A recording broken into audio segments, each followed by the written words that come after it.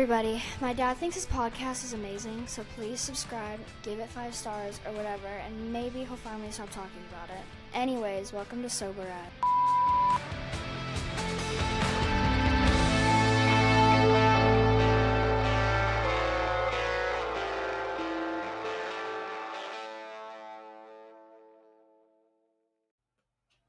Welcome back to the show. I'm Ryan. This is Jessica, and we are Sober as Fuck.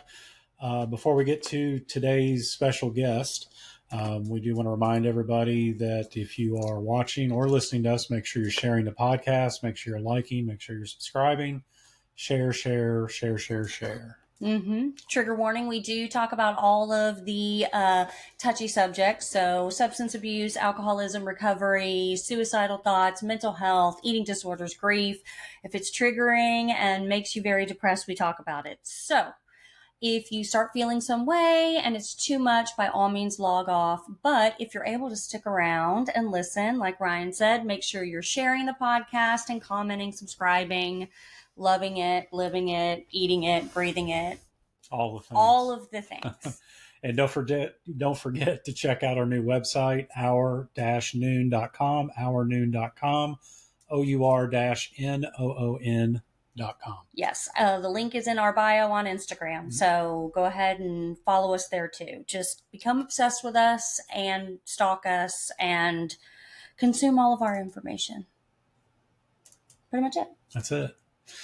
All right. Well, today's guest comes to us all the way from California. We met on Sobergram. Let's welcome a good friend of mine, Lynnae Velasquez. Hello, Lynnae. How are you? Hello, glad to be here. How's the weather out there today? Very good. Nice and warm, nice and sunny.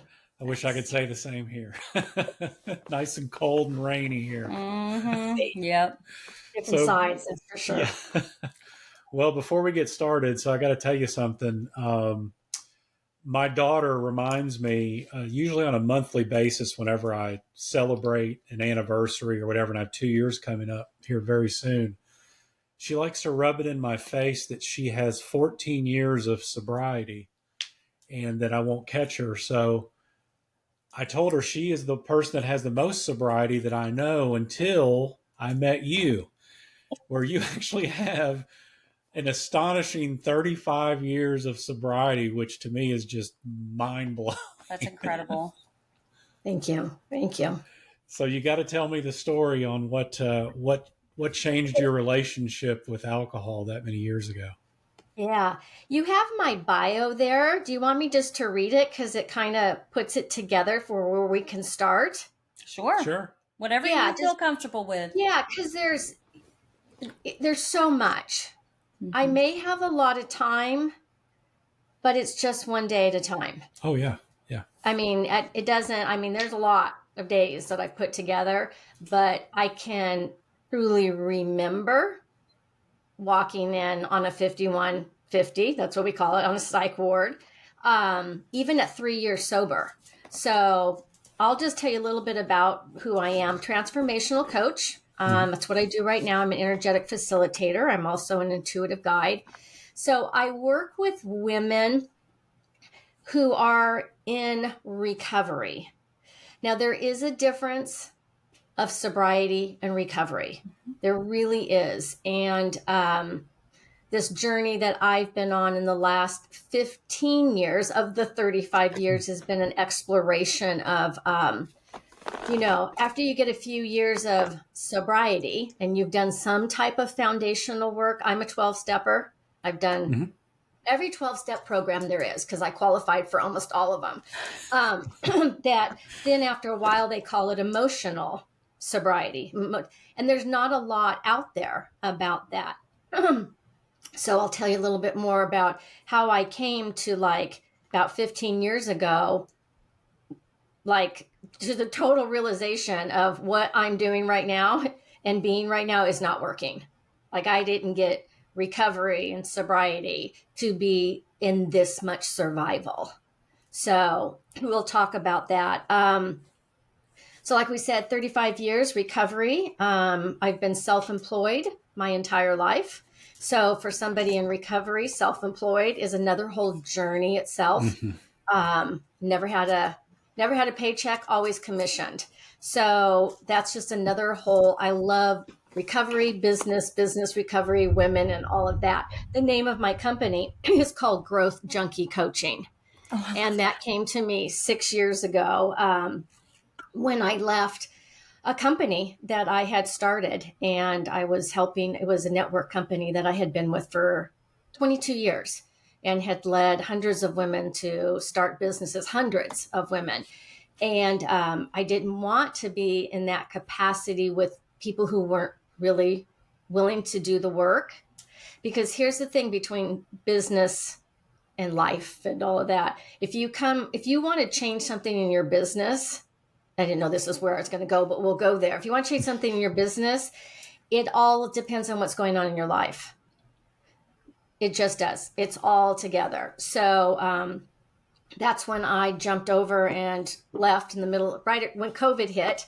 And I resigned from a company that was very successful, my company, and went into coaching. And Growth Junkie Coaching came to me right away because, anything to the excess, that's for me, and just the whole, like, to the excess, to the obsessiveness. So that growth, just my growth, I really believe that's what I'm on the planet here to do, was to continue to grow and grow and grow and share my experience, strength, and hope along the way. So just really clear these last 6 years being called, really, especially a woman in long-term recovery, like you said, there's not a lot of us. It's possible, but it took a fucking ton of work to get here. Yeah. Not an easy journey. And I wish I would have known what I know now, which could have made my recovery journey a lot easier.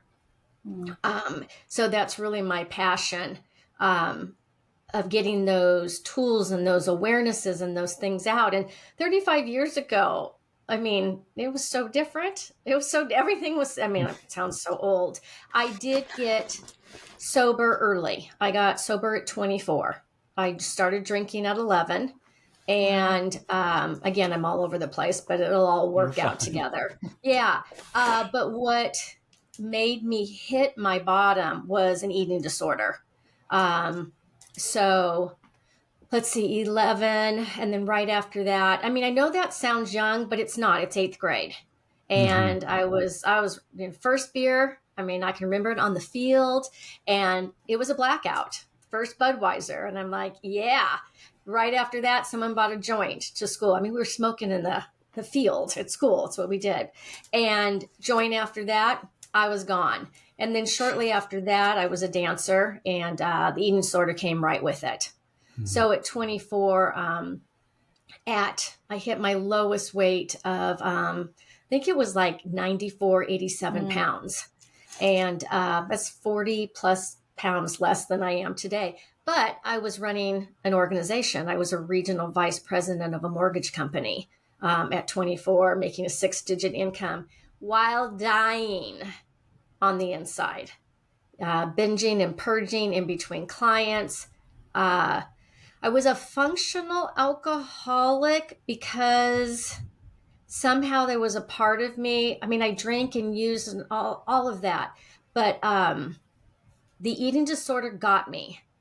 It got me, and it was life or death. And so there was a family intervention that was done, and your body goes into ketosis and eating disorder. I think you must know a little bit of what I'm talking about, Jess.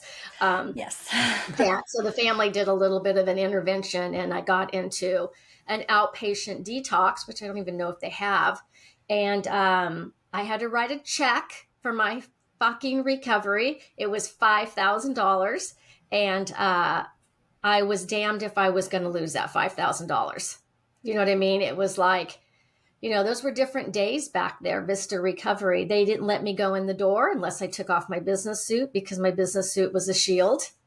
And I wrote that check, met a girl in recovery there. And about a week after I met her, she shot herself. And Wow.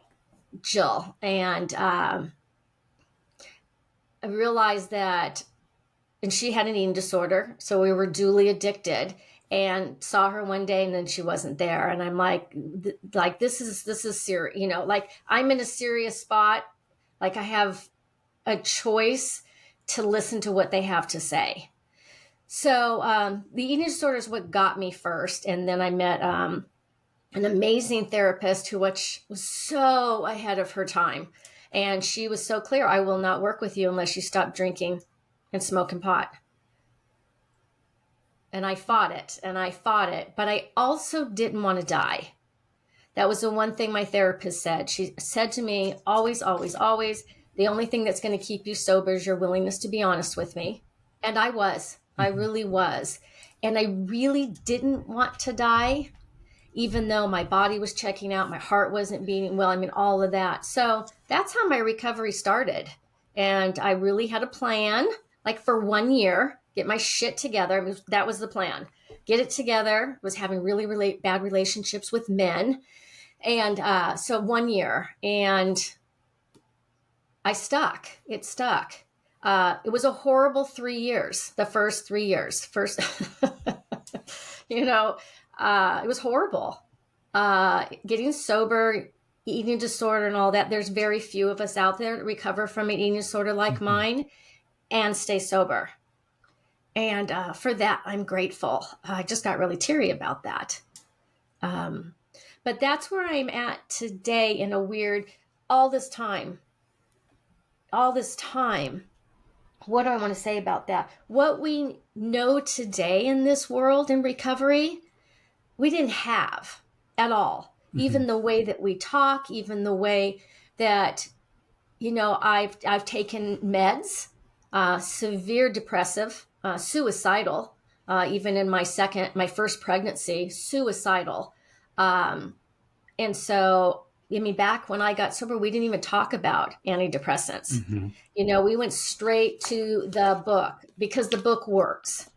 But we've evolved so much. And I remember sharing, I've always been a little bit of a disruptor in the sense of like, I had to seek outside help. You know, my depression was so bad. And now today, those are like the things you hit first. Like, where do you need to be medicated for mental health? I mean, that wasn't even part. So I've had to trudge this road of like picking up all the pieces. Am I good to sharing? Are you guys have any questions? I'm fully engaged. Oh yeah. Okay. I'm all invested. Yeah. So I've never stopped going to meetings. There's a magic. I'm an energetic coach. We're all, so let me see. Most women, men too, but because I'm a woman, I vibrate on the energy of a woman. Sure. In the business world, I can connect with men completely. So I can kind of, you know how we are in recovery, we're chameleons. Yes. We can literally show up anywhere and be whatever we need. And I guess that's a good thing to say, is that in our journey of recovery is, who the fuck am I? Really, really, really, really. And you know, you hear a lot of these words today, you know, in the coaching industry, identity change, you're, showing up as the new self, the new version. People in recovery are a new version every day. We are literally every day, every 24 hours, making a choice to show up and choose to be different. A lot of the work I do is around teaching women in recovery that we have choice. You know, I didn't even know that. I just knew I had to not drink, not binge and purge, workaholic. But as it developed, I wished I would have known more of the word of choice. I know that doesn't make sense. It does make sense. It makes sense. It does make sense. Yeah, it makes sense. You know, okay. Because choice gave me, and this now where I'm at, more room to breathe. But at the beginning, I also needed to know I had no choice. It was life or death. So, and everybody that I pretty much work with, clients over the last 6 years, we're all empathic. We're all sensitive. We're all intuitive. And I do body work. I'm a healer as well. And I started healing work I was about Well, when I got sober and clean, I left corporate America, 5150 at 3 years into sobriety, because about 3 years, if you've made it that far, it's just kind of a hot mess, because the alcohol, the drugs, all that. And it's just, for me, I was just raw. Everything was raw. And, I never did it alone. I did seek outside, therapy the whole time. I did. And then therapy stops working as you get longer and longer into, and that's just that journey of the work where I help women with more recovery, where therapy's not working because you're still rehashing the same problem over and over and over again. Yep. As an energetic, intuitive empath, like most of us, I read energy. I see energy. Most of us do. We just don't know it. And I was trained in a lot of work in this period to really hone in on that. So that's just kind of part of the work I do. But most women, and we didn't have the words for that before. I really, until about 15 years ago, really went around with recoveries. I don't mind cussing. Your title is perfect. Right. It's so perfect that I was still fucked up. I have all this recovery, and it was so hard. It was so hard. And it doesn't have to be in the world of recovery today, because we know so much more. So the 4 elements that I teach and coach on is obviously mindset. Anybody who's in recovery has an awesome mindset. We're like I am like the master. If you've made it this far, you've had to mindset constantly. So mindset. And then the second part is the empathic energy part, that we don't talk about in recovery, but yet we are. And we're I always call us these psychic SpongeBobs. We're just sucking all the shit in from everywhere, literally. And most of us came into the world like that, as sensitive little beings, and didn't have the foundation or the families to support us with that. And how would they? Today, I can be that for my boys who are active in their addiction. That's a whole nother Al-Anon journey. Let me take a breather on that one, because that's a journey we could talk about forever. But as intuitives, sensitive women, men too, we take that in. So the part of the mindset, then the energetic tools that no one talks about of and that's where codependency and Al-Anon comes in. How do I show up in this world and not take everything in? So I teach, that's my thing, is the art of self-mastery, energetic mastery. And then the third part is consciousness and awareness. We're in a totally different world today that we can actually talk about this. 35 years ago, I was a Reiki master, and people hear about Reiki nowadays. We were underground. I paid thousands of dollars for my Reiki mastery certification. So basically, my recovery has been a lot of hiding too. And today I'm not hiding. That's the business part. It's where am I being called to show up? But when we're so different, and I've done my whole life trying not to be different while being so different. And that's what I want to help women with too, is we're not fucked up. We are different. That difference of us is actually the gift of us. That's really the core here. The difference is the core, but we didn't, up until the last 10 years, even have the space in the consciousness world to talk about that, And I could probably be labeled with every neurodivergent title of this. We didn't have any of that. We were just fucked up and, just trying to figure it out. And then the fourth part of my 4 pillars is the nervous system. We didn't even know what that was, but in the last, 5 years, really coming into that. So this last 6-year journey of me coaching has been deep exploration into creating a system of understanding all of these elements. I've mastered them for me and for others, are what's required to have recovery with ease, and to go from we're addicted. We're all addicted to something. Like, we get out of this addiction and then, we call it musical addictions. Yeah. And so my addiction is growth. And the biggest addiction that we have is to judgment. It's the underlining energetic vibration that we all vibe on. So I'll give you a perfect example. I'm cool still talking. You're Yes. great. I want to be, all I'm sitting here thinking is, I want to be her when I grow up. I mean, and I'll get into it in a minute, but like, you've said so many things that resonate with me. Like, I was just going to turn to you. I think I might be your secret daughter somewhere. Yeah, like, yeah. I just. Well, we're all walking the path. You know what I mean? I've just got a few more paths, and I really do have recovery beyond the methods of what's not working anymore. And that's taken a long time for me as a 12-stepper to step out of that.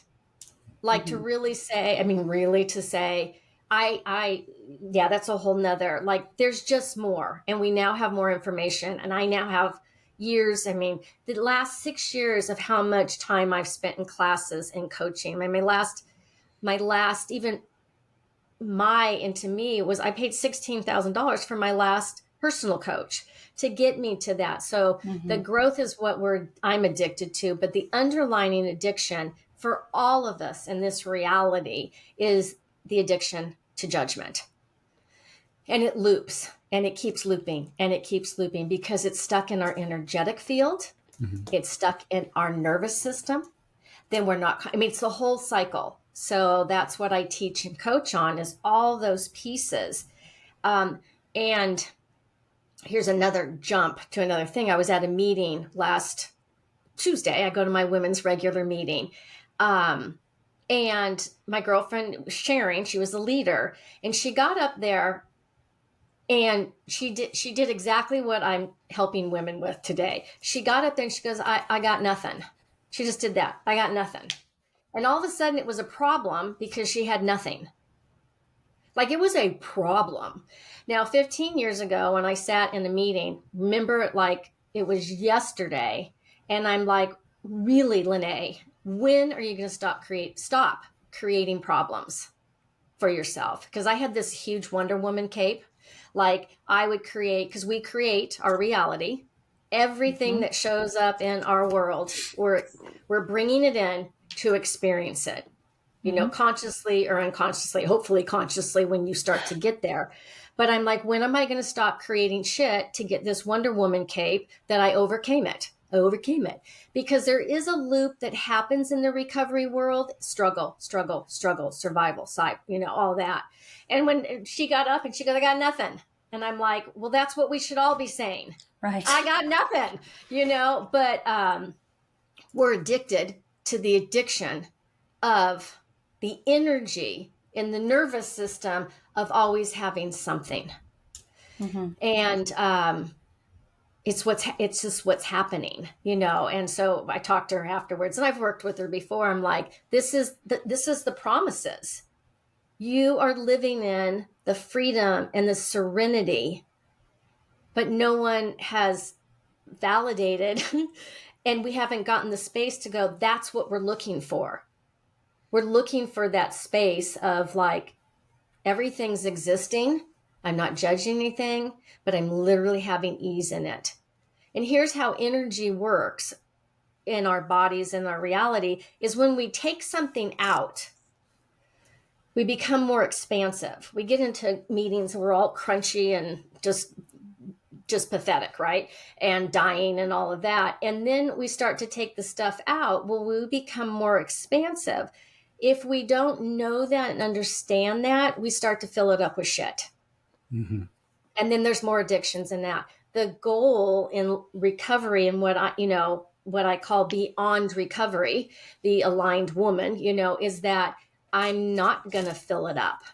And that's a journey. It's a journey because there's so much to fill up with. Other people is usually what most people pull into the world. And so that's the ultimate. How do we be expansive? How do we stay in that space? The tools that I teach, it's 6 years of me pulling all of this together to go, wow, this isn't out there. And so there, I just talked for 28 minutes. Did I take a breath? Listen, I can talk for 28 hours. She can. I could too. There's two things, business and recovery, I could talk about forever. I'm like, you'll have to send me your phone number and we'll just sit. Absolutely. He'll be like, are you still on the phone? I'll be like, yeah, it's only been like 5 minutes. He's like, no, it's been like 2 hours. Yeah. So yeah, go ask me questions. I'm so sorry. So first of all, I resonate, like I said, with so many things that you said. Okay.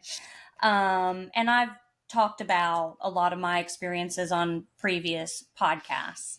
But as far as my eating disorder, I didn't even realize I had an eating disorder until I was an adult.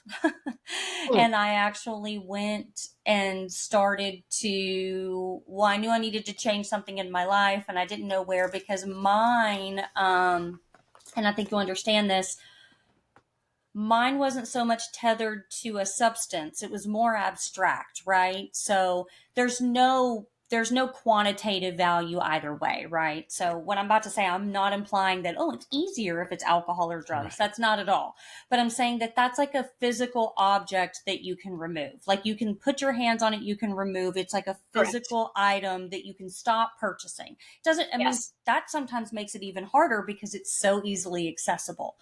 For mine, it was all internal. It was mental health related, all of these things. So I knew my life was a shit show. He was at his worst drinking, my mom, my brother, just like everything. Right.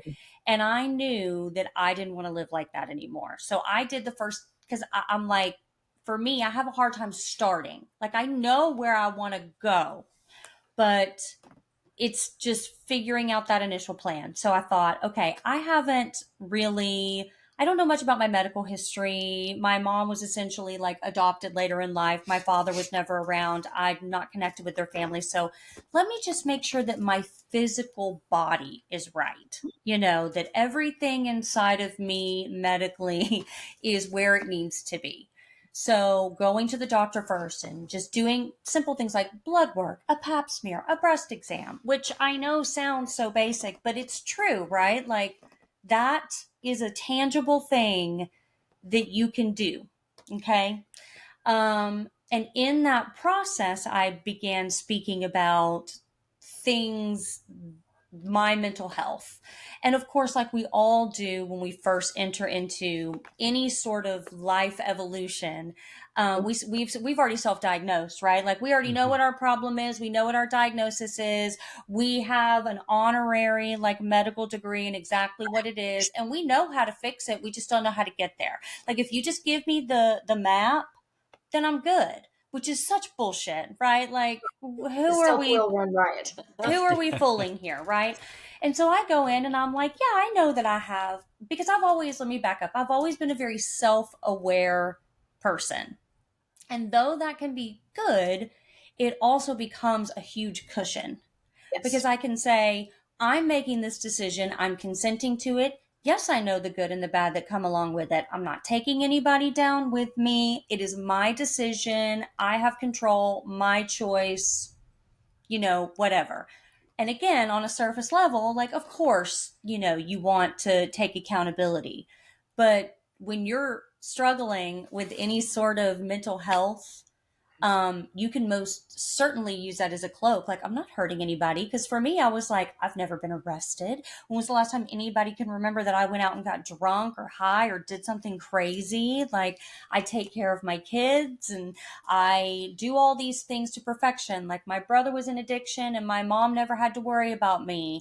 Not that I didn't do like shitty, normal young woman things, but like, for the most part, nobody had to worry about me. Everybody knew I was going to show up the next day. I wasn't doing anything that society and the outside world would perceive to be a problem. But I was hurting myself. Like I was imprisoning myself. I was destroying myself. And I became a master at masking. Like whatever you need me to be, I not only will look like I can do it, I actually will do it to perfection. Yes. But at what cost? So when my healthcare provider diagnosed me with ADHD, OCD, and an eating disorder, I literally laughed at her. Mm-hmm. Like, who the hell are you? Like, that is insane. I have generalized anxiety disorder. I have some childhood trauma. I know who I am. I'm not here for you to tell me who I am. I'm here for you to validate what I already know and help me fix it. Again, which is such fucking bullshit. Okay. That is like the biggest lie I ever told myself in my entire life. And with my eating disorder, I did not realize how bad it was. And mine was not really a life or death situation, but it most certainly could have turned into a life. I mean, anything can, right? So again, with mine, I think I'd become such a good like masker that on the surface level, like I wasn't doing anything wrong because mine's a binge eating disorder. And so the way that my provider would question me is she would say, okay, well, just like tell me like what your eating habits are. Like in general, like we all have days where we're like, oh my God, I haven't eaten anything today, or oh my God, I've eaten like whatever today. Not those hormonal fluctuations, just like on average your thought process. And I'm like, I will have days where my body will be starving, like on the verge of wanting to pass out. But like the thought of chewing is far worse than me thinking, whatever, this will pass. And, and she's like, okay. Or I said, or I'll have days where I'm really not that hungry, but like just the texture of certain foods or the habit, like I'll eat all of it. And it's not even that I'm hungry. I just will consume it to completion. And I mean, I won't get into more details, but you know where this is leading. And she's like, that's an eating disorder. And I was like, no, like, come on, we all like binge and this, that. She's like, right, we do. But yours is like a daily struggle. She's like, how many days a week do you sit and struggle with, I need to eat, my body is begging for food, but I'm not going to. Or I know that I'm full. Like I did not know. Like I know people are like, eat when you're hungry and stop when you're full. I did not know that people didn't struggle with that. Like there were people navigating the world who literally just ate when they were hungry and then they stopped when they're full. And it sounds so basic, but I did not like, that was a foreign concept to me. And that was really earth shattering because my mom struggled with anorexia and a lot of things. And I danced for 15 years and had a very strict like French ballet teacher who would compliment girls as they were losing weight. And I've always had like bigger boobs. Like I'm never going to be the size 0 because that's not where my body is meant to be. But I was in this world. Like I remember dancing with a girl who she wouldn't put toe pads in her point shoes because she literally enjoyed the pain of her feet, like bleeding and blistering and cracking open as she was dancing and would feel the floor. Like she didn't feel she was working hard enough. And so fast forward to I'm in my 30s and I'm like, what do you mean I have an eating disorder? What do you mean I'm OC? Like that doesn't even make sense. And now when I look back at that version of myself, I'm like, you fool. Like, of course that makes sense. Not fool, I'm joking. Like I don't look back on it with judgment. I love every part of myself. But I still struggle. Like I still struggle with that. And, every single day I'll wake up and I'm like, I'm so hungry. Nothing sounds good. And again, on a surface level, that sounds like something everybody does. But the difference is when you say nothing sounds good. And so you just choose like, I'm just not going to eat today. Right. And I still struggle with that. Or I will struggle with things where I'm like, oh my God, this is my favorite snack. And I will eat the whole thing and then feel horrible about it. And it's difficult. It's difficult because you're right. Like living in that recovery, you wake up every single day and you're like, I'm going to do what's best for my body. And your brain and your body are telling you two completely different things.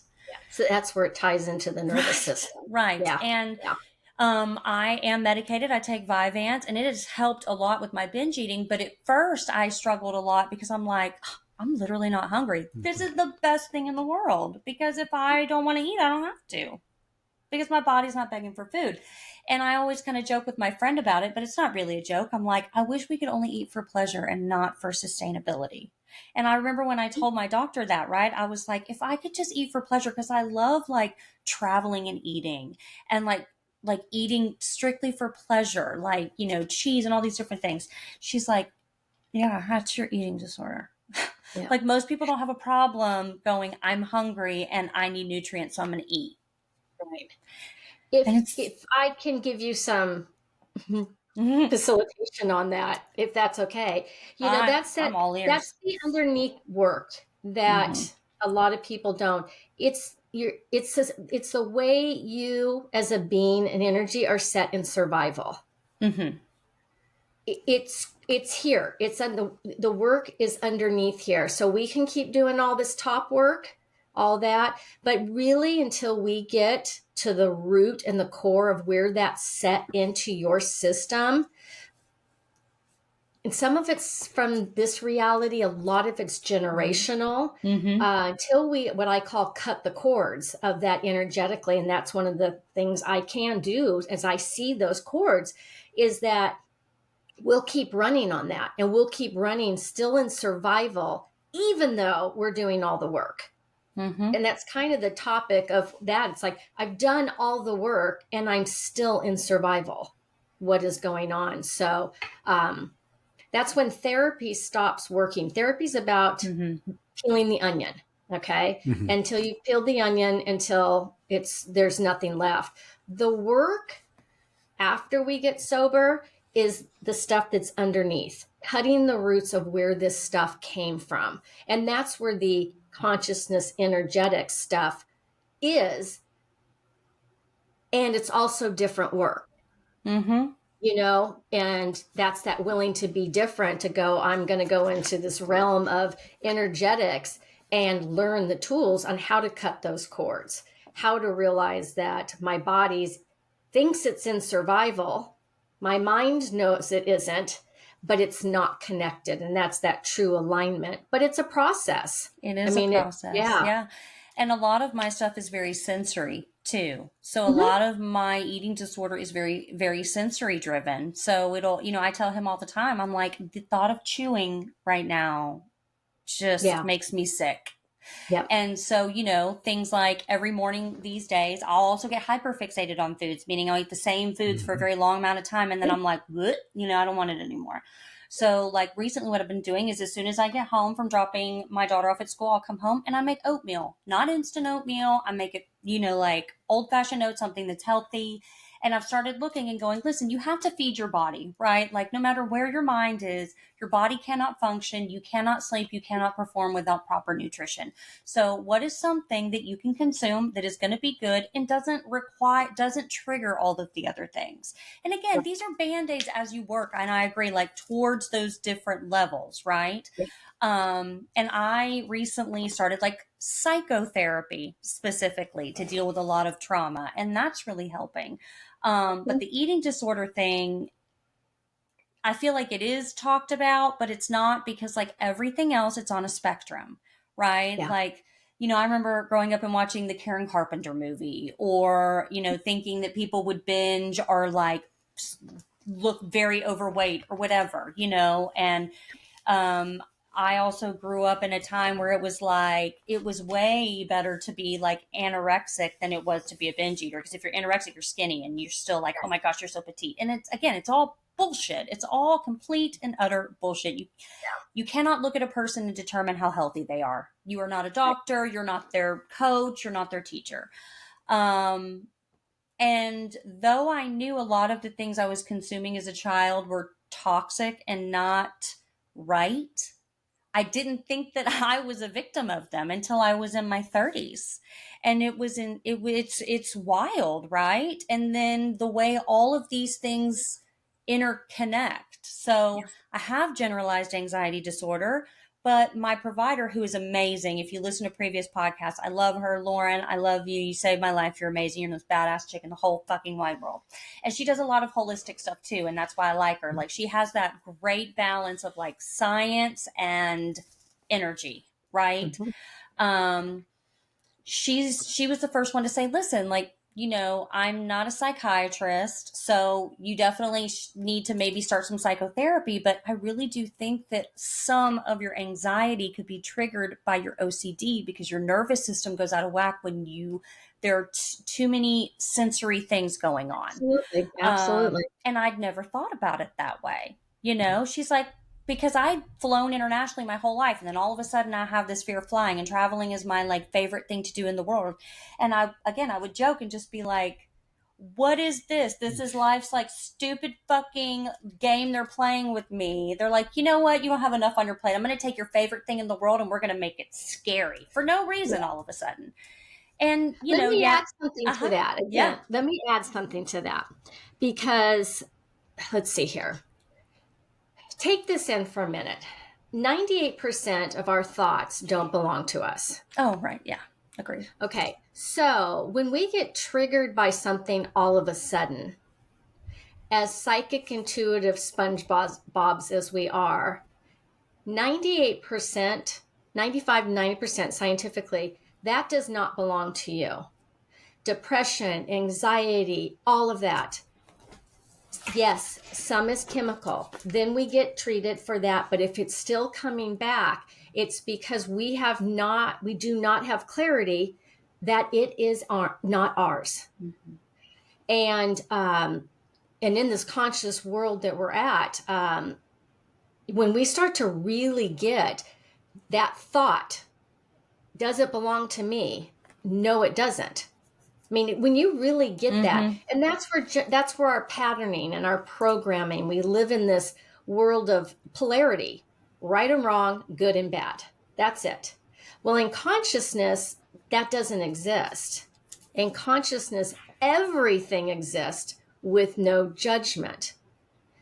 But we live in, until we're conscious, judging what we're doing as right or wrong. And I think that's one of the things, just as you were talking about, in our 12 steps is accepting. Mm-hmm. The word, we need to accept things in that first sobriety. And there's a real energetic block that happens with acceptance. When we put up boundaries, we cut off everything that's possible. Good, bad, whatever. So your boundaries, which we need in recovery, especially when it comes to food, that. But if we're doing that from acceptance, the word I bring in is allowance. Mm-hmm. Truly, if we're not doing judgment with everything and everything and everything and everything, because it's the underlining pipeline, and we're actually in allowance of what it is that we're choosing, it opens up the whole body and the frame of choice and possibilities. So I just wanted to add, when the anxiety pops in for somewhere else, and you're like, where the hell did that just come from? It is not yours. It's not yours. It's not yours. That's one of the magics. I know people sometimes don't like 12-step meetings or whatever, but they're missing the magic. In 12-step rooms, I teach a lot about the vibration, the vibe, from the 3D to the 4D to the 5D, okay? How we vibe. You know how we say we vibe? Mm-hmm. And it's all studied. And the themes of consciousness, the energy vibration in a 12-step meeting or any meeting of that is 500. We vibrate, if we're doing fear and guilt and blame and shame and judgment, we're running at about 20 to 100. Mm-hmm. That's our vibration. People say the vibe, and that all has to be aligned. But then somebody's energy comes into our space and we're all whacked out. But the magic that happens in some type of foundation to start with, that's the magic of groups and talking like this, is we're raising the vibration. As long as we're out of the problem, I don't ever want to talk about the problem, because the problem just keeps us looping. But if we were to ask a question above that, the problem, as soon as you say why, you've caught yourself in the shit show. Why will always go back to the problem. That's how energy works. So if we're asking why, we're not looking for a possibility. What we want to do is ask questions. What is this that triggered me? What am I aware of that if I was willing to be aware of it would change my reality? that's my tagline. Like, what is it that we're not willing to know? That if we were willing to know it, would change everything. Okay. And that's like an energetic clearing, because it's a question: what is it that I'm not willing to know? That if I was willing to know it, would change everything. But that's where the hard work comes from. Oh, yeah. Because you do know, but you don't want to know. But if you know, that will change everything. But the meetings, they vibrate at 500. And so I know I was going with that, but that energy of like, versus blame, shame, regret, guilt, where most of us are functioning from, because we don't know how to align that. And that's the survival part. Oh, yeah, absolutely. And that's the thing too, is being able to sit in that uncomfortable space, because that why that you're talking about, that space is rooted in fear, right? Which is energy. Exactly. Which for the most part, I believe that fear is rooted from the unknown. Like, even though you can know that something on the other side or digging deeper is so much better, where you're operating right now is predictable. Like you are here, right? You have programmed your mind, your body, your nervous system to operate here. And familiarity is comfortability, right? That's just who we are as humans. And so that fear of the unknown. And it's But funny fear's not real. No, that's the thing is It's not. And it goes into those, these feelings, and we try to I teach my daughter this, right? Like, and trust me, with a 14-year-old, she doesn't say this, but I know she's saying, "Fuck you, mom, quit talking to me," Totally. And it only that's gets worse fine. as they get And older. you know what? That's fine, because she's 14 and she's supposed to be figuring out who she is, and fuck me, what do I know? Like, that is all, like, we are a family where I'm like, don't say it to my face, but like, if you want to go up to your room and like say it to yourself, like, that's healthy. Like, whatever, you do you. But it's also understanding that, your feelings, your thoughts are simply those, right? They are just movements through your body. I think it was, I did some sort of guided meditation. Everybody's going to know what this is, but you lay down and you think about your thoughts. It's just like cars going down the road. Like, you might notice some cars more than others. You may see like colors, whatever, but you see them come, you see them pass, and they go. And that's what they are. So something we teach our daughter too is, because she says like, well, I can't help that I'm upset, or I can't help that I'm crying. And I'm like, of course you can't. Like, we have emotional reactions to the things around us, but you can recognize those feelings, and you 100% have control and choice over how you process them and what you do with those feelings, and recognizing them. And that is where, and I told her, I said, girl, if you can master that when you're young, there are people walking this planet who are on their deathbed and never master that. Okay. Yep. And I always use that example of like, it's like if someone has terminal cancer, well, having terminal cancer doesn't give them the right to be an asshole. Right. Like, you can also hold space for like multiple things and not exist in that victimhood either. Because for me, I used to say things like, I just want to know less. I want to be less in tune with myself. I want like I'm too aware. Well, and that can be at a detriment too. Yeah. That's where we cut ourselves off and go into our addiction. Yeah, exactly. That's it, 100%. Our sensitivity, we're all so sensitive. Alcoholic, drug addicts, and so forth. Yes, we're chemically addicted. We're different. We process it all different.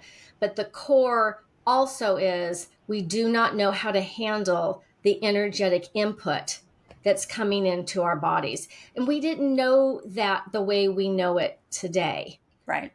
So yeah, like again, my mom was fantastic, but even as a kid, I like showed signs of all these things, but she didn't know to take me to talk to somebody. You know what I mean? No. She thought, well, I'm going to love my kids. I'm going to give them an education. I'm going to do all these things. Absolutely. And it will shape them to be, people who can navigate the world. So that's a part of it too, is recognizing that you're right. This is fairly new. And even with this podcast, a lot of people don't talk about these things. No, and it needs to be, because it is the missing. And the other is, we all came in super sensitive, And from that age, well, 1 to 3, 3 to 5 is where we got to figure out, am I safe or not in this reality? And for most of us, no. Even if we had good parents, we were already different. We had all of our, what we call as, the wrongnesses of us, which were actually the rightness of us. But even by that age, we've already set ourselves in. And if you go back and you look at lifetimes before and so forth, we come into these lifetimes to experience this. Mm-hmm. I mean, whether I totally love that. I conform to that too, that higher spirit self, that each life we choose to learn 100%. Something. We do. So we could have another whole conversation about Al-Anon and our, addictive kid. I mean, that's a whole nother conversation to be a mother who has kids who's living out on the street, strung out on drugs. I saw my mom struggle with that with my brother, and I'm sorry for that. But there's a path of like allowance that they're choosing what they're choosing, and how do we be with that? It's the hardest thing to do recovery with somebody, and I did years and years of Al-Anon. The only thing with Al-Anon is saved my life, but it doesn't allow us it doesn't give us enough tools to step out of the problem. Like I had to stop going to Al-Anon because there's a saying in Al-Anon, we will not be doormats. Okay. Because the alcoholic and addict self will run riot. Mm-hmm. We will annihilate everything. This is what we do. Right. And then the Al-Anon is the fixer. So if we're not fixing any, it's like, what tools do I need? Al-Anon is not about the person. Mm-hmm. It took me a long time to figure that out. I went to Al-Anon to fix the first husband. Then I went to the second husband to fix the second husband. And then I realized, oh my God, it's all about me. And then the son. So that was a journey. It's about, again, the tools of absorbing and taking on codependency things of everybody. But if we're learning how to master us as an energetic being, even with my son out on the streets, and, there's only 3 places, right? We live death, institutions, and jail. And he ended up in jail. To be a mom that it's so hard, gave him that space to keep making those choices. I mean, that's when you really need another program. And the tough part, I know we're switching here, is that when you're dually addicted and you're the Al-Anon and the addict, it is fucking weird. Yeah. I mean, they have dually addicted meetings, and I'm grateful for that, because I thought I could understand him because I have been that. And I could, but it even made it worse. It's I'd love to have another whole conversation about that whole messed up dynamics. But again, it's all about, our own growth. Yeah. And I will say, like I said, first I want to say I'm sorry, and I won't talk about it too much because I know it's emotionally driven, because it is our animal instinct as mothers to protect our offspring, no matter what age. Like, I also this is a little sexist for anybody listening out there. I'm going to admit that.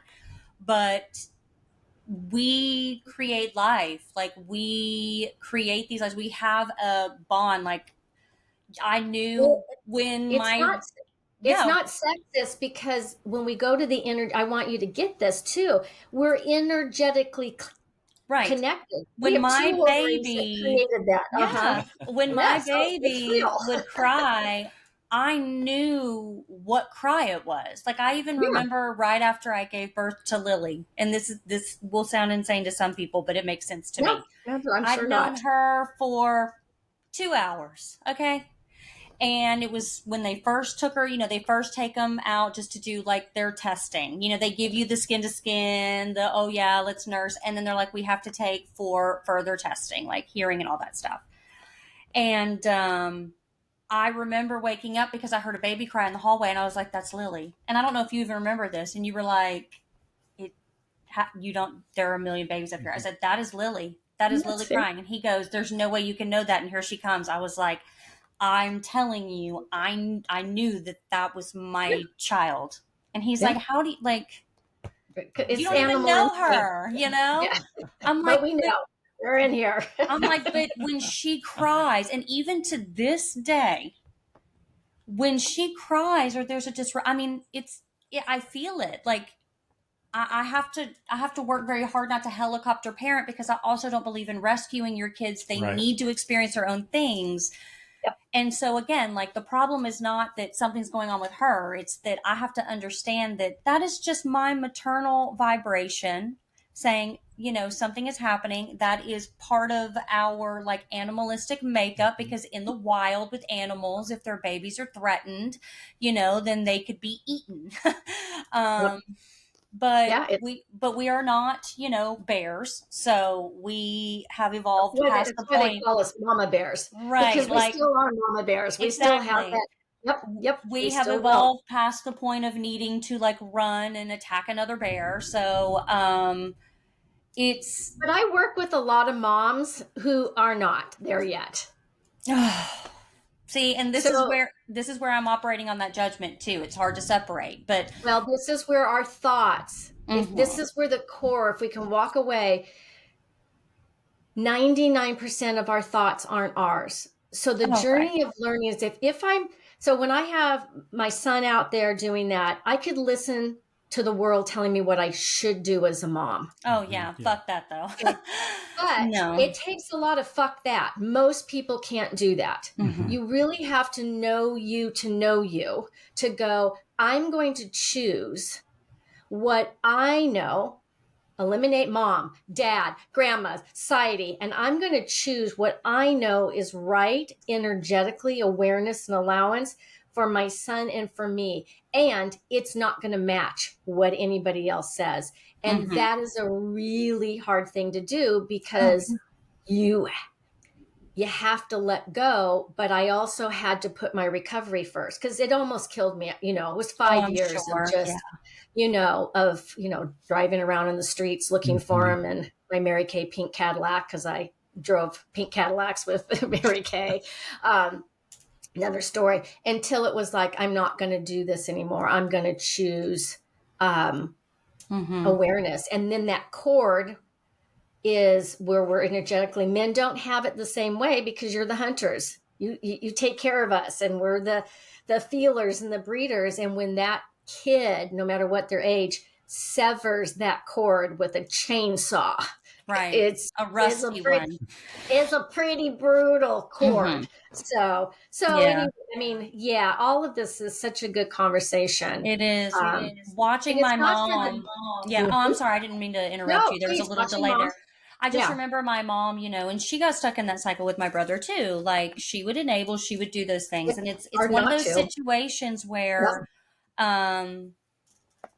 I tried not to ever be judgment, because I'm like, listen, she would always say, that's my son. People don't understand, that's my son, that's my baby.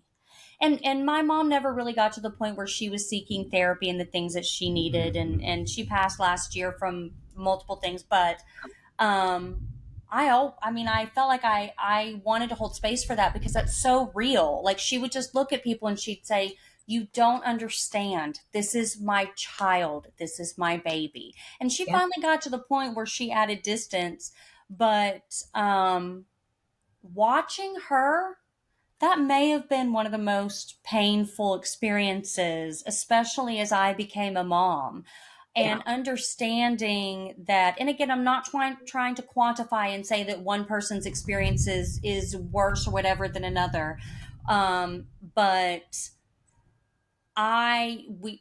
same exact thing. I've talked about it until I'm blue in the face. 20 years of addiction. He's been sober for almost 5 years now, and he's doing great. But I always say, there in the end, we were planning for a funeral, not for a call from jail, not for rehabilitation. It was seriously months would go by that I'm like, he could be a John Doe at the morgue. I'm not sure. And having to sit with that. And so, first of all, let me say that I'm sorry that you're going through that, because no matter how much inner work and deep work you do, it doesn't erase the pain of it, right? Like, the pain is always there. And number two, my brother, once he got sober, kind of saw my mom still in her residual addiction, mental health stuff. And so then it flipped. Oh yeah. You know? Oh yeah. Yeah. And we have family going through similar things. And so I have to constantly remind myself that, cause for me, you know, I'm a pro at this. Like everybody I love and care about pretty much is an addict. And, I've had people survive and I've had people pass, and I have people who are still using. So I have to constantly check in with myself and remind myself that this is Ryan's first time on this side of things, that this is not, you know, it's not necessarily a good thing that I go on autopilot, you know, Right. Yeah. and reminding anybody out there, because I do think this is important for loved ones, that you cannot be their accountability partner. You cannot be their coach. You cannot be their therapist. I mean, you can be working in this field. You could have an advanced degree. You could be in every journal of medicine. You could have like a winning streak, the most amazing human being in the world. But if it's someone who you love and is close to you, you are not an option. You are not an option And for them. don't try to do it alone. No, you can't. That's where, like your mom, she probably did it all Yeah. alone. And, Yeah. you know, they do women. I mean, and it ultimately killed her. Not my brother's addiction, but just all the things piling up and all of that. Totally. Yeah. But you cannot be those things to someone, because as much as we talk about all of this, right, and getting in touch, there's also human nature. Like it's like a surgeon can't operate on a family member, because all of that practice, it goes out the window, because you care and love this person and you are invested in the outcome, and you have an energy connection with them, and it will cloud your logical judgment. You will not be able to make objective decision making. Like, no, it's impossible. So if Don't do it alone, if you're trying, you're setting the whole system up for failure. And I see so many people being like, but I've been through this. I know how to do this. Like, if they'll just listen to me, maybe if I listen, there's nothing you can do. Like, there's nothing you can do either way, but you cannot, if you love someone who is struggling, you cannot be the person. Like, even if they're like, need a sponsor, you can't. It's just not an option. You have to go and do your own work. You have to go. Your job is to go do your own work. My son does have 6 years off of meth. So very excited about that. Yeah, he got into recovery, you know, and now it's alcohol. Heavy alcohol. He got the gene and he's on his journey. And, you know, again, that's part of it. But the more that I stayed out of it, the more he got to hit his bottom. And that's the key. And that's really difficult not to have to do it. I couldn't have done it without support of the women and my own work. I never stopped. That's the growth part. As soon as you stop working on yourself, you're stuck. You're stuck. Well, so, I am glad that he has pivoted in that direction. I mean, and that's wonderful. It means that something has ignited in him, that he knows that there needs to be a change. And sometimes that's all it takes. All it takes. Yeah. And Lynnae, I think you're right too, because, and by the way, before we end this, I would love to have you back on to actually talk about this. That was one of the things I wanted to get into with you, was obviously you've been at Al-Anon a lot, and kind of go over that. As Jess was talking about, I have a family member right now that, this is new to me. So, I'm not in addiction anymore. I like to say I'm recovered. I'm not in recovery. I'm recovered, even though I do the work every day. But you're right. I mean, it's one of those things where you just want to shake them, be like, listen, what? Look at me. Look what I did, And the worst thing you can do, by the way. Yeah, which I have not done. I know, we want to. And as you said, you can't do it alone. Thank God I have a therapist. Yeah. She has helped me so much through navigating those hard conversations, or not saying anything at all and letting them try to figure out. But, I have, in my own way, just put little things out there. Not to say, hey, here's what you need to do, but hey, this worked for me. If it's something you want to try, hey, why not? And sometimes they'll dip their toe in and see what it's like, but it's nothing you can say, this is what you have to do. This is how I did it. That's not going to work. And it's taken time for me to realize that. Yeah, 12 steps weren't built on its attraction rather than promotion. So you just keep staying sober and they will lead. I have something that I'll teach and I'll leave it with you is that if it's past your nose, it's none of your business. I like I mean, that. that's like the number one thing I coach women with. I'm like, how long is your nose? Right. Like, where do we need to start cutting off, because recovery's Yeah. better, you're doing good. And now you're all fixated on everybody else's shit because you haven't figured out what you want to do with your life. But really, it is also a nervous system thing. It's like, if it's past your nose, it's none of your business. Mm-hmm. Yeah. And that's the gift I want also you guys to know. The more that you pull back out of people's shit, the more that they can figure out what's going to happen for them. So that work is being willing to watch them choose what they're choosing, Mm-hmm. not accepting it, but full allowance. We call it interesting point of view. It's being this neutral energy. It's actually a vibration of like 300. It's like, okay, I'm watching them choose. It's not affecting me. That's what consciousness is. I remember when I first got sober, my first sponsor, and she said, you will find, I don't remember what she said to the word. She says, but everything affects you, Lynnae. You blow with the wind. It's like everything was an issue.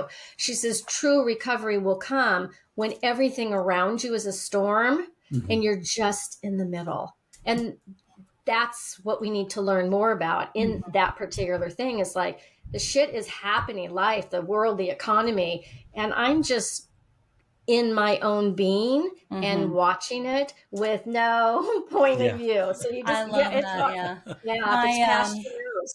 My psychotherapist said something about that, because we talk, that's the place where you talk and he keeps having to tell me like, quit apologizing or like prefacing what you're going to say by saying, this is going to sound really bad. He's like, that's what this space is for.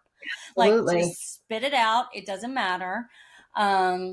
And he's like, I deal with a lot of parents and them saying, well, I do this and I don't want to fuck my kids up and I don't want to do this and I don't want to do that and blah, blah, blah, blah, blah. And these horrible traumatic things that happen. And he's like, yes, when we speak on these topics, we're speaking in a generalized term.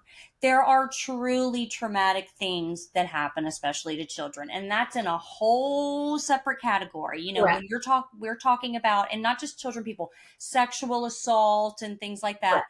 That is in a completely different category that requires someone with a very fancy degree and therapy beyond anything that anybody can provide. Correct. So speaking in a vacuum of just non-extremist traumatic things, he's like, we give ourselves too much credit for how we can fuck somebody else up. Like, you likely, like, sure, but life happens. Traumatic things happen. People die, people come and go, people are separated. Like, those are things that life is happening.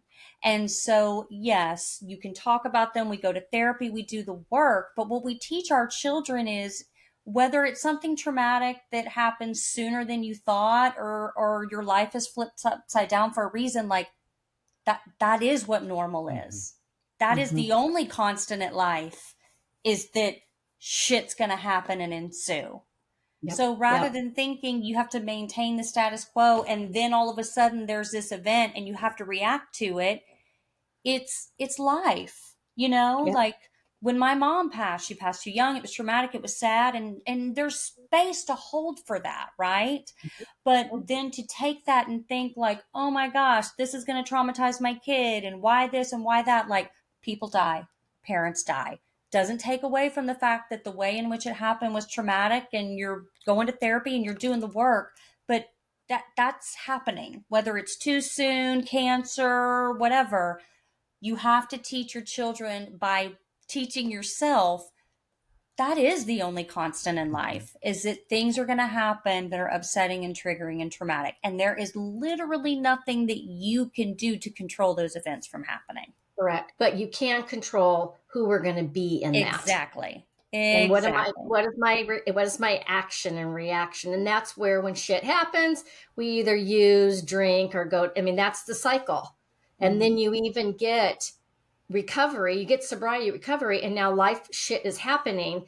And what worked is working because you're not reaching for that, but you're still in, which brings us to the core, the insanity, the survival, the mental disrupt, the looping, it's got to be all those things that discontinued. What work can we do to include all these parts and pieces to have true ease, have true ease? Absolutely. And the sad fact of that is people we love and care about are going to struggle with addiction, mental health. Some of them are going to get better. Some of them won't. Some of them may even die, just to be completely honest. Yeah. But who are we going to be in that? And you can hold space to be sad about that. And you know, I'm very good at allowing myself to go, I need a day in bed where I feel sorry for myself and then pick myself back up. That's the whole point too, is learning when to hold space for those feelings without allowing and knowing that that is a temporary place. But when you can get to that point where you're like, it's not that I don't care that these things are happening. I deeply care. But I also recognize that I'm approaching it with love, something I'm working on in therapy. And this will be the last thing I say. I know I've talked a lot too, but what I'm working on right now in therapy is existing in that space where we meet people exactly where they're at and we love them for the beautifully tragic, fucked up person they are without contributing to it, without expecting any change, without even responding to it, still being able to hold compassion and love and acceptance and allow it to just purely be that. And the one energy is just allowance. Yep. You know, I love the energy on words. The word love has like 6 billion definitions. Oh, yeah. So even when I work with people, it's like when someone says they love us or we love them, we really have no idea what that means because our upbringing was so it didn't work for us. So it's just like you're saying that, and just true allowance of the space. That's all it's needed. Yep. An allowance of what they're choosing, allowance of what I'm choosing. And I mean, if we really got to that place, the world would be a different place. But we live in the duality of right or wrong, good or bad. But if you can live in that space of like you're just saying, in total allowance, and that's it. Allowance for me, number one, because I'm going to judge myself for not going into your world. That's where most women get stuck, is going in and trying to fix and heal. Yeah, and we want to be the fixers. We feel like we can hold all these things. But we need to learn how to not take that on and heal thyself energetically and all that, and then allow people to have the space of what they're choosing. I mean, we heal with our bodies. If you think about the entire anatomy of a human body, I mean, that's what we do. We feed, we nurture. And I will say that more than when someone says, I love you, something, and maybe this is just me, something that I will hear from someone that makes me feel just like, oh my gosh, is when someone says, I miss you. That always, when someone is like, I miss you, for me, that's so much more endearing than I love you, because it means in that moment you thought of me and you just missed my voice, my presence. Like there was a moment in time you wanted to share space with me and it made you miss me. And we only miss the people we really, to the purest form, love and care about. And I love that. So really good. We're gonna pivot for a second, Lynnae. And Lynnae, before I ask you the final question, where can people, obviously that they're listening or watching, where can they find you if they want to get more information from you? My website, which is my program that I do offer for, it's Lynnae Ann, Lynnae Ann @.com. And then anywhere on Instagram, Recovery Empowerment is one of my pages. And then Growth Junkie Coaching comes up everywhere. Awesome. So, yeah. So any of those places. So awesome. Yeah. Well, one thing I ask all of our guests, and you're no exception, even though we may have to go a little further back because you've been take off your coaching brain. Years. This is a non-professional. We are not. No, I can talk right where you're at. Go ahead. There's no deepness in this. Okay. Surely you have a very, we always like the lighter side of things, a very funny drunken story from way back Oh when. God. And Yeah. if it involves somebody peeing, it's even better. It can be about you. No. It could be about someone else. It just has to be Yeah. a story you think One of back on our and you're like, one of our drunkalogs. The one that I do always remember is kind of at the end, and I was in Newport Beach, and we were on a yacht, and whatever. And I was climbing up. You know how you go up? A boat has those straight stairs. Oh yeah. And I have this stupid coat on, these high heels, mini skirt, and I'm hearing. I don't know what I'm thinking. I have a drink and a plate of carrots and dip. I mean, I don't even know how I was walking up with it. Anyway, I dropped, of course, the plate that had all the ranch dip on the lady below me. Oh. oh, I didn't drop my drink. I didn't fall. Not. But all I remember is on her coat was this big pile of ranch dressing. That ranch dip. Oh, and I mean, there's so many more, but that's the funny one. And at that moment, it's like, sorry, I don't have a problem. You're in the wrong place, and onward and outward. But that was just I could just see you being like, sorry, and just like tipping your thing back and just keep going. How I walked up the rest of that thing and that yacht, and I was at the top. So I knew it was going to be good when you said you were on a yacht. And something else that makes that story fantastic is to be on a yacht implies that there are people with lots of money on a yacht. And so I think, how much did that coat cost? Well, that's what the coat was, I'm sure, because I was in a mink coat and she was too. And that life, it doesn't matter what you look like. It's what's happening, that emotion, like you were saying, just totally emotionally bankrupt on the inside. So I don't care if you're wearing nothing or a coat, it's what this mess is. And I dropped it and it was like, it wasn't a problem. So anyway, kept on drinking, and I'm sure it ended up as a nightmare. I would love to see some fancy ladies climbing up yacht ladders, and what I can in my head, I'm imagining like the biggest Louboutin shoes, mink coats with their designer bags, and like champagne and veggies. You could imagine, I'm with probably nothing underneath it, because that's what you did. She's probably thinking, I have to sit here and stare at your Pikachu and have ranch dipped all over me. You were a delight. Rock star. Yeah. So good story. That was fun. Fun way to end it on the light end. I hadn't thought about that in a long time.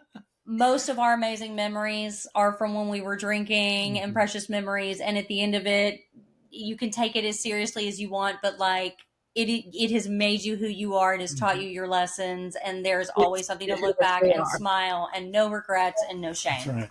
Yeah. Yep. So what a great fun conversation. Yeah. And I hope I didn't talk too much, but it was really good. And there's a need. Perfect. And like I said, I really think we do need to do another one just on the other side of things, which you'd be perfect for. I think that would be amazing. You and I can even like sit off without my headphones, so I'm not tempted to like. I totally took this over. Oh, it's perfectly fine. Because we're talking about something that's probably not getting talked about, and you're exactly right.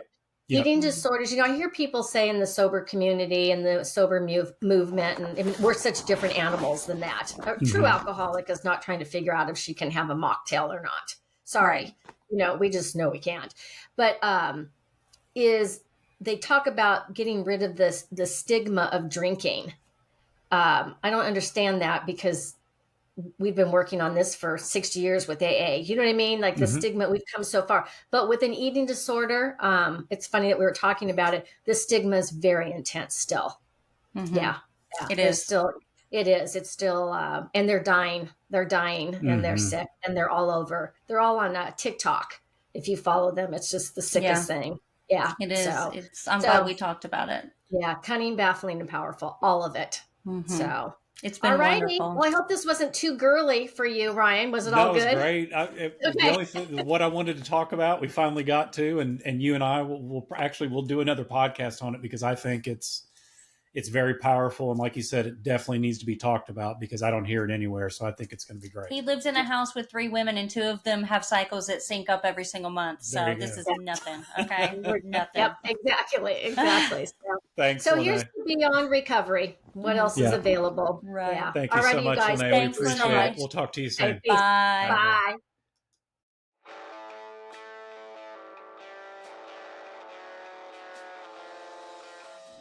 If you love the podcast, which I know you do, please like, subscribe, and hit that notification bell to get Boom. notified every time we post. That's right. Dropping them, baby.